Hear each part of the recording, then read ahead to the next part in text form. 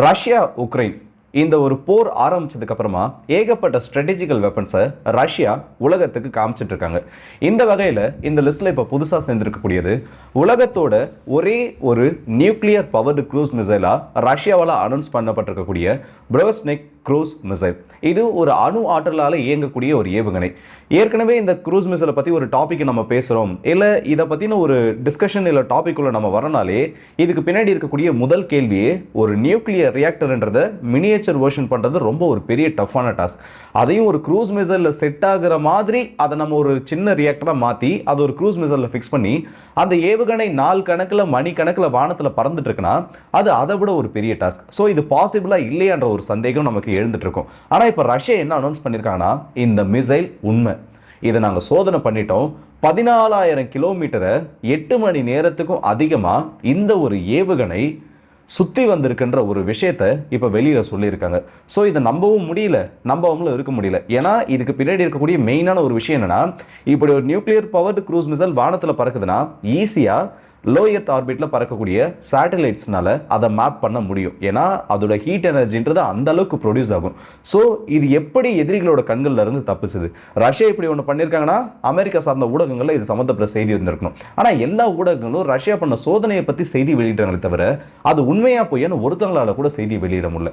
So இதை பற்றின தகவல்களை தான் இந்த ஒரு பதிவில் பார்க்க போகிறோம். வாங்க வீடியோக்குள்ள போயிடலாம். நான் உங்களுக்கு தம்புகிருஷ்ணன், டிபி ட்ரெண்டிங்ஸ்.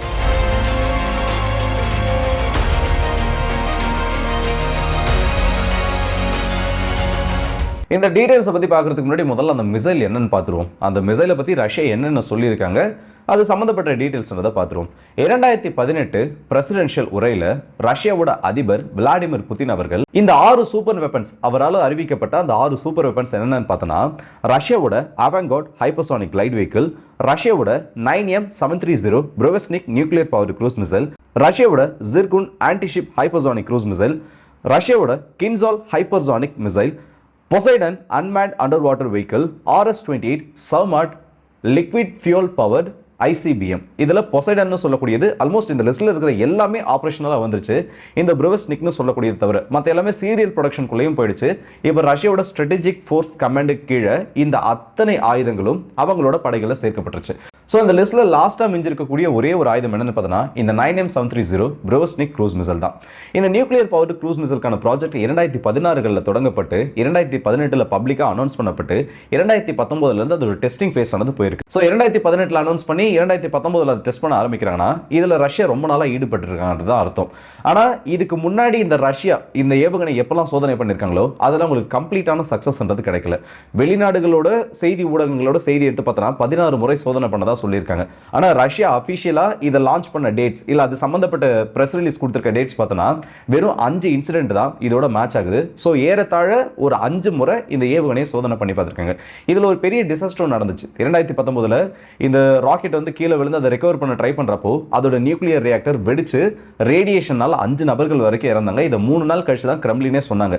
இந்த மாதிரி நியூக்ளியர் பவர்டு பேட்டரியை நாங்கள் டெஸ்ட் பண்றப்போ அது எக்ஸ்ப்ளோட் ஆயிடுச்சுன்னு சொல்லிட்டு இதுக்கான விளக்கம் பண்றதையும் கொடுத்துருக்காங்க. சரிப்பா, இப்போ உலகத்தில் நிறைய விதமான ஆயுதங்கள் இருக்கு. ட்ரெடிஷனல் பாலிஸ்டிக் மிசைல்ஸ் இருக்கு, ஐசிபிஎம் இருக்கு, இப்போ அதுலேயே ஹைப்பர்சானிக் பாலிஸ்டிக் மிசைல்ஸ் இருக்கு, ஹைப்பர்சானிக் கிளைட் வெஹிக்கிள்ஸ் உள்ள வந்துருச்சு. அப்படி இது எல்லாம் இருக்கிறப்போ இந்த க்ரூஸ் மிசைல் அதுலேயும் நியூக்ளியர் பவர்டு க்ரூஸ் மிசைலுக்கான தேவை என்ன?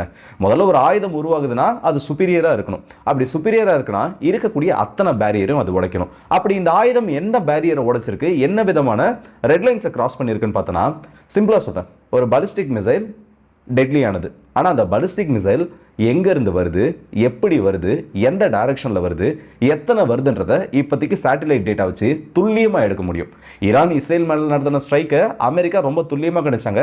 2வது முறை நடத்தின ஸ்ட்ரைக்கெல்லாம் வந்து அவங்க கெஸ் பண்ணாலும் அதிகமான மிசைல்ஸ் வந்தப்போ அவங்களால டிஃபெண்ட் பண்ண முடியல. அப்படி இருக்கப்போ இந்த பாலிஸ்டிக் மிசைல்ஸ் டெட்லியாக இருந்தாலும் அதை ப்ரெடிக்ட் பண்ணக்கூடிய விகிதம்ன்றது அதிகமாகிறப்போ அந்த மிசைலோட ஸ்ட்ரைக் ரேஷியோன்றது குறையும். ஏன்னா இன்னைக்கு உலகத்தில் இந்த பாலிஸ்டிக் மிசைல்ஸ்க்கு எதிராக ஏவக்கூடிய ballistic missile defence system BMD எல்லாம் வந்து ரொம்ப அட்வான்ஸ்டாக இருந்திருக்கு. அமெரிக்காவோட தாட், இஸ்ரேலோட ஆரோ, இந்தியாவோட பிஎம்டின்னு சொல்லிட்டு ஏகப்பட்ட விஷயங்கள் அட்வான்ஸ்ட் ஆகிட்டு இருக்கு. அப்போ இந்த ஒரு பேரியரை உடைக்கணும். என்ன நம்ம வந்து ஒரு 300 கிலோமீட்டர் 400 கிலோமீட்டர் ரஷ்யா கிட்ட இருக்கக்கூடிய KH-49 அந்த சீரியஸ்ல ரொம்ப அட்வான்ஸ்டாக இருக்கக்கூடிய மிசைல்லாம் பார்த்தோன்னா க்ரூஸ் மிசைல்ஸ்ல ஒரு 4500 கிலோமீட்டர் போகிற மாதிரி இப்போதைக்கு உருவாக்கி வச்சிருக்காங்க. அப்போ இந்த பேரியர் உடைக்கனா க்ரூஸ் மிசைல் எப்படி நீ பயன்படுத்துவ? ஹைப்பர்சானிக் லைட் வெஹிக்கிளை இன்னும் அட்வான்ஸ்மெண்ட் பண்ணலாம், அப்படி இல்லையா? ஹைப்பர்சானிக் பாலிஸ்டிக் மிசைல்ஸை, கின்சால் மாதிரி இருக்கக்கூடிய மிசைல்ஸை இந்த இடத்துல இன்னும் அட்வான்ஸ்மெண்ட் பண்ணலாம். அதை விட்டுட்டு ஏன் க்ரூஸ் மிசைலில் இந்த இடத்துல இறங்கியிருக்காங்கன்னு கேட்டிங்கன்னா, அதுவுமே ஃபியூச்சரில் ப்ரெடிக்டபிளாக மாறும். ஹைப்பர்சானிக் லைட் வெஹிக்கிள்ஸ் இன்னைக்கு சுப்பீரியராக இருக்குது, அதை யாருனாலையும் தடுக்க முடியாது, யாருனாலையும் அந்த ஒரு மிசைலை நெருங்க முடியாதுன்னு சொல்லிட்டு. ஆனால் ஃபியூச்சரில் இது இப்படியே இருக்குன்னு சொல்லக்கூடிய எந்த ஒரு உத்தரவாதமும் கொடுக்க முடியாது. ஏன்னா எவால்வ் ஆகிறது தான் டெக்னாலஜி. அப்படி பார்க்குறப்போ இதுக்கு ஒரே வழி என்னன்னு பார்த்தோன்னா, ஒரு க்ரூஸ் மிசைல் ஹார்ட் டு டிஃபெண்ட்னு சொல்லுவாங்க. அதாவது அதை ஈஸியாக கண்டுபிடிக்க முடியாது. ஏன்னா தலைக்கு மேலே பறக்கிற ஒரு விஷயத்தை நம்மளால் ஈஸியாக பார்த்துட முடியும். நம்மளோட கண் பார்வைக்கு கீழே, லைன் ஆஃப் சைட்டுக்கு கீழே பறக்கக்கூடிய ஒரு ஆயுதத்தை அவ்வளோ சீக்கிரத்தில் கண்டுபிடிக்க முடியாது. இதே ஒரு விஷயம் ரேடார் நெட்வொர்க்குக்கும் பொருந்தும். ரேடார் அலைகள் பொதுவாகவே இந்த லைன் ஆஃப் சைட், இந்த எர்த்தோட கர்வேச்சர் காரணமாக ஒரு குறிப்பிட்ட பாதையில் டிராவல் பண்ணுறதுனால ஒரு 16 கிலோமீட்டர் தாண்டி இருக்கக்கூடிய பகுதிகள் பிளைண்ட் ஸ்பாட்டில் விழுன்றதை நான் அடிக்கடி சொல்லியிருப்பேன். இந்த க்ரூஸ் மிசைல்ஸ் என்ன பண்ணுன்னா, இதை ஒரு அட்வான்டேஜாக மாற்றி தரையோட உயரத்துலேருந்து ரொம்ப தாழ்வான உயரத்தில் பறக்குது. இப்படி பறக்கிறப்போ எதிரியோட ரேடார்கள் இதை அவ்வளோ சீக்கிரத்தில் கண்டுபிடிக்காது. அண்ட் அப்படியே கண்டுபிடிச்சாலும் இதற்கு எதிராக ஏவப்படக்கூடிய ஏவுகணை எதிர்ப்பு ஏவுகணைகள், மிசைல் டிஃபென்ஸ்ல இருந்து ஏவப்படக்கூடிய சர்ஃபேஸ் டு ஏர் மிசைல் சிஸ்டம்ஸ்னால இது அதை இன்டர்செப்ட் பண்ண வரப்போ அது லைவ் கரெக்ஷன் பண்றதுனால, எதிர இன்டர்செப்டர் வருதுன்னா அதோட பாதையை மாத்திரப்போ, பிரம்மோஸ் ஒரு S-bend போடும்ல இன்டர்செப்டர் உள்ள வரப்போ, அந்த மாதிரி ஒரு டிஃபென்ஸ், அதோட டிஃபென்சிவ் அப்ரோச்சில் அது மெனுவர் பண்றப்போ அதை டிஃபென்ஸ் பண்ணக்கூடிய வாய்ப்பு, அதை இடைமறிக்கக்கூடிய வாய்ப்புன்றது கொஞ்சம் கொஞ்சமாக இறங்கிட்டு வருது. ஸோ இப்போ ரஷ்யா என்ன பண்றாங்கன்னா, பாலிஸ்டிக் மிசைல்ல இவ்வளவு பிரச்சனை இருக்கு. அண்ட் அது மட்டும் இல்லாமல் நம்ம கிட்ட ஒரு பெரிய ஆர்சனல் இருக்கு. உலகத்தோட ஒரு சக்தி வாய்ந்த ஏவுகணை இல்ல, இரண்டு சக்தி வாய்ந்த ஏவுகணைன்னு சொல்லலாம். ஒன்று RS-24 யார்ஸ், இன்னொன்று இப்போ அதுக்கப்புறமா உருவான RS-28 சர்மட். இப்படி 2 வெப்பன்ஸ் இருக்கப்போ க்ரூஸ் மிசைல்ஸை உருவாக்கணும்னு சொல்லிட்டு இதை ஒரு புது விதமான கான்செப்டுக்குள்ள கொண்டு வராங்க. இந்த கான்செப்டோட ஒரு மெயினான ஐடியா என்னன்னா, ஒரு நார்மல் க்ரூஸ் மிசைல் டிராவல் பண்ணக்கூடிய மேக்ஸிமம் டிஸ்டன்ஸ் 4500 கிலோமீட்டர் ரஷ்யா தான் வச்சிருக்காங்க. இதில் நம்ம கன்வென்ஷனல் ஃபியூல் தான் யூஸ் பண்ணுவோம். ஒன்று சாலிட் ஃபியூலை யூஸ் பண்ணுவோம், அப்படி இல்லையா சாலிட் ஃபியூல்ஸை பூஸ்டராக யூஸ் பண்ணிட்டு லிக்விட் ஃபியூல்டு இன்ஜின்ஸை, ஏர் பிரீத்திங் இன்ஜின்ஸை இந்த இடத்துல யூஸ் பண்ணுவோம். இது அப்படியே கொஞ்சம் விஷயத்தை ஆல்டர் பண்ணலான்னு சொல்லிட்டு இந்த மிசைலோட எனர்ஜி சோர்ஸாக நியூக்ளியர் ரியாக்டரை உள்ளே கொண்டு வந்து வைக்கிறாங்க. ஸோ ஃபியூவல் பயன்படுத்தி அதை எரித்து அதன் மூலயமா வெளியில் வரக்கூடிய எனர்ஜியை பயன்படுத்தி அந்த மிசைல் முன்னாடி போகக்கூடிய அந்த கான்செப்டில் ஃபியூவலை மொத்தமாக கட் பண்ணிவிட்டு நடுவில் கொண்டு போயிட்டு ஒரு ரியாக்டரை வைக்கிறாங்க. இப்படி இந்த ரியாக்டரை வச்சு நியூக்ளியர் ரியாக்ஷன் மூலயமா, செயின் ரியாக்ஷன் மூலயமா அதீத வெப்பமானது உருவாகும்.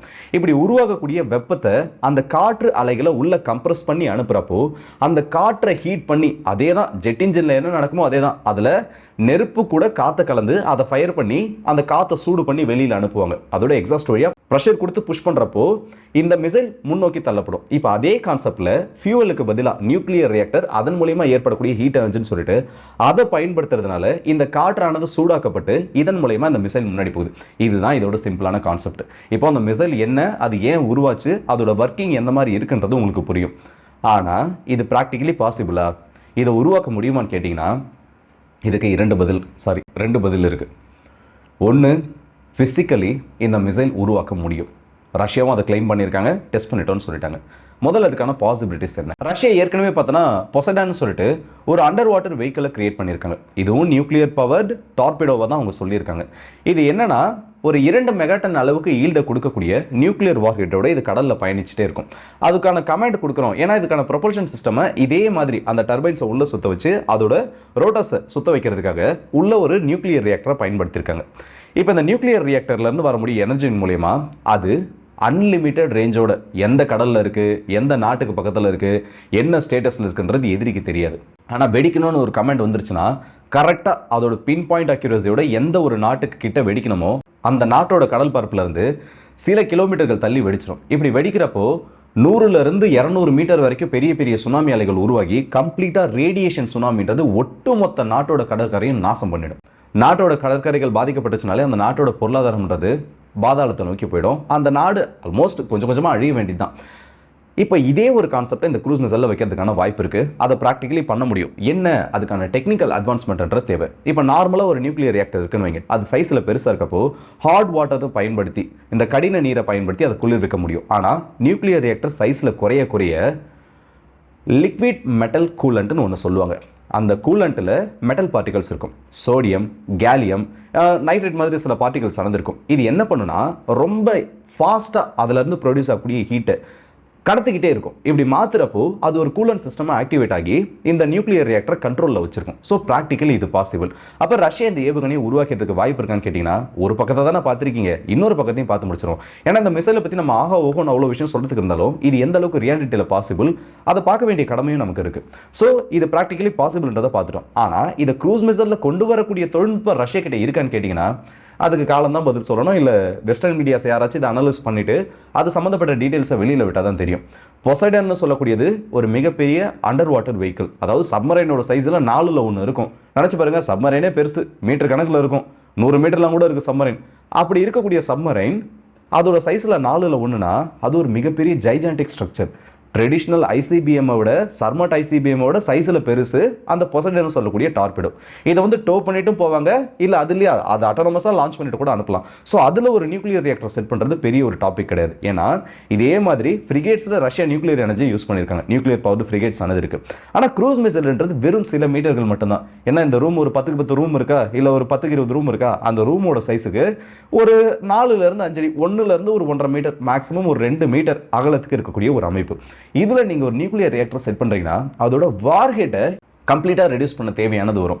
மீதி இருக்கக்கூடிய இடத்துல, ஃபியூவல் இருக்கக்கூடிய இடத்துல இந்த நியூக்ளியர் ரியாக்டர் நீங்கள் செட் பண்ணுறீங்கன்னு வைங்க, அதோட ப்ரொடியூஸ் ஆகக்கூடிய ஹீட் எனர்ஜி இருக்குல்ல, இந்த ஹீட் எனர்ஜி என்ன பண்ணுன்னா ஒரு லிமிட்டான டைம் வரைக்கும் தாக்கு பிடிக்க முடியும். ஆனால் ரஷ்யா வச்சிருக்கக்கூடிய கிளைம் என்ன இப்போதைக்கு, இது வந்து அன்லிமிட்டட் ரேஞ்ச். இப்போ சொல்லியிருக்கக்கூடிய சோதனை கூட 14,000 கிலோமீட்டர் டிராவல் பண்ணியிருக்குன்னு சொல்லியிருக்காங்க. இந்த 14,000 கிலோமீட்டர் அந்த நியூக்ளியர் மிசைல் டிராவல் பண்ணோன்னா அது எக்ஸசிவ் ஹீட் எனர்ஜியை ப்ரொடியூஸ் பண்ணும். அண்ட் அட்மாஸ்பியரில் இது ஆல்மோஸ்ட் ஒரு 850லேருந்து 900 kilometre per hour subsonic speed தான், சத்தத்தோட வேகத்தை விட கம்மியான வேகத்தில் இது டிராவல் பண்ணுதுன்னு சொல்லியிருக்காங்க.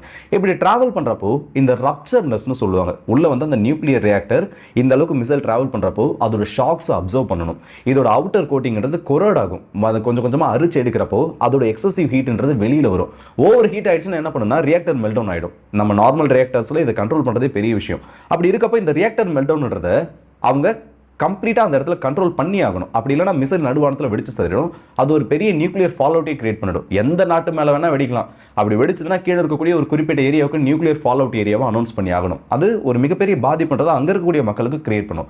ஸோ இது எல்லாம் எந்த அளவுக்கு இவங்க மேக் பண்ணியிருக்காங்கன்றது தெரியல. இப்போ வெஸ்டர்ன் மீடியாஸ் வந்து ஆல்ரெடி வச்சிருக்கக்கூடிய ஒரு கிளைம் என்னன்னா, இது வந்து பியூர் அண்ட் பியூர் ப்ரோபகண்டா, இப்படி ஒரு மிசைல் இல்லைன்னு சொல்லிட்டாங்க. ஆனால் நியூக்ளியர் ஆக்சிடென்ட் நடந்திருக்கு. நியூக்ளியர் ஆக்சிடென்ட் நடந்திருக்குன்னா ரஷ்யா ஏதோ ஒரு விஷயத்த பண்ணிட்டு இருக்காங்க, அதை ட்ரை பண்ணியும் பார்த்துருக்காங்க. அப்படி பண்றப்ப தான் அந்த ஆக்சிடென்ட் நடந்திருக்கு. 2019க்கும் 2025க்கும் ரொம்ப பெரிய கேப் இருக்கு. இன்னும் 6 வருஷம் ஆயிடுச்சா? இந்த 6 வருஷத்துல அந்த நியூக்ளியர் ரியாக்டரை அவங்க எப்படி வேணா மாடிஃபை பண்ணிருக்கலாம். இன்னைக்கு வந்து மாடர்ன் டெக்னாலஜில எதுவும் இம்பாசிபிள்னு சொல்ல முடியாது. அப்படி இருக்கப்போ இந்த க்ரூஸ் மிசைல் டெஸ்டோட லான்ச் நடந்திருக்கிறதுக்கு வாய்ப்புகள் ரொம்ப அதிகம். ஆனா இவங்க சொல்ற மாதிரி நியூக்ளியர் ரியாக்டர் எனர்ஜியால அது ரன் ஆச்சான்றது மட்டும் தான் டவுட். ஏன்னா ரஷ்யா அவங்களோட அபிஷியல் மினிஸ்ட்ரி ஆஃப் டிஃபென்ஸ் பேஜ்ல இது சம்பந்தப்பட்ட செய்திகளை வெளியிடுறப்போ இந்த க்ரூஸ் மிசைல் அதோட இனிஷியல் ஸ்டேஜஸ்ல சாலிட் பவர்டு ராக்கெட் மோட்டார்ஸ் தான் யூஸ் பண்றதா சொல்லியிருக்காங்க. அதாவது அந்த நியூக்ளியர் ரியாக்டர் ஆன் ஆகுற வரைக்கும் இது சாலிட் பவர்டு ஃபியூலோட உதவியில தான் பயணிக்க போகுது. அந்த நியூக்ளியர் மிசைல் எப்போ அதோட நியூக்ளியர் ரியாக்டர் ஆன் பண்ணதோ அது வரைக்குமே இந்த நிலைமை தான். ஸோ இப்போ ரஷ்யா சமீபத்தில் நடத்தின சோதனை இந்த மாதிரி எதுவும் பண்ணிட்டு உலகத்துக்கு நாங்கள் காமிக்கணுன்றதுக்காக இப்படி காமிச்சிருக்காங்களான்னு தெரியல. பேப்பர் வைஸ் ரஷ்யா அனௌன்ஸ் பண்ணிருக்க வைஸ் பார்த்தோன்னா ரொம்ப டெட்லியஸ்டான ஒரு மிசைல் இது. இது அவ்வளோ சீக்கிரத்தில் கண்டுபிடிக்க முடியாது, எப்போ எந்த இடத்துல வேணால் பறந்துட்டு இருக்கலாம். அண்ட் இதோட ஒரு முக்கியமான சிறப்பம்சம் என்னன்னா, இந்த மிசைலை நம்மளால் ஆர்பிட்டுக்கு எடுத்துகிட்டு போக முடியும்.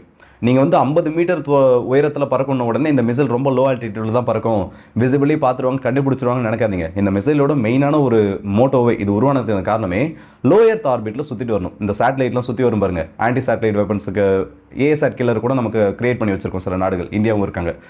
அந்த மாதிரி லோ எர்த் ஆர்பிட்டில் சுற்றி வந்து கமாண்ட் கொடுக்குற டைமில் கீழே ஒரு டைவ் அடிச்சு அதுக்கப்புறம் தான் 50 மீட்டரில் ட்ராவல் பண்ணும். ஸோ கடலுக்கு அடியில் நீர்மூழ்கி இருக்க மாதிரி, ஸோ வானத்தில் என்னைக்கு வேணும்னா ஒரு அணு ஆயுத ஏவுகணை சுற்றிட்டு இருக்க மாதிரி ஒரு கதை தான். ஸோ நான் சொல்கிறப்பவே இது எந்த அளவுக்கு டெட்லியஸ்ட் ஆனது நீங்கள் ஒரு இமேஜினேஷனுக்கு வந்திருப்பீங்க. நம்ம நினச்சி பார்க்கறத விட டெட்லியஸ்ட் இது அவங்க ரஷ்யா சொல்லியிருக்க மாதிரி கிரியேட் பண்ணியிருந்தா. வெயிட் பண்ணி பார்ப்போம், ஒரு 2 நாள் 3 நாளில் வெஸ்டர்ன் மீடியாஸ் என்ன பண்ணுறாங்க, இல்லை அனலிஸ்ட்லாம் இதை பற்றி என்ன பேசுகிறாங்கன்னு சொல்லிட்டு. இப்போதைக்கு ரஷ்யா இப்படி ஒரு கிளைமை வச்சிருக்காங்க. இது உண்மையாக இருக்குமா இல்லையான்ட்டு உங்களுக்கு என்ன தோணுதுன்றதை மறக்காம கமெண்ட்ஸில் சொல்லுங்கள். ஸோ அடுத்த வீடியோஸ் நிற்போம். அதோட இந்த விடுபடுறது உங்கள் எல்லாருக்கும்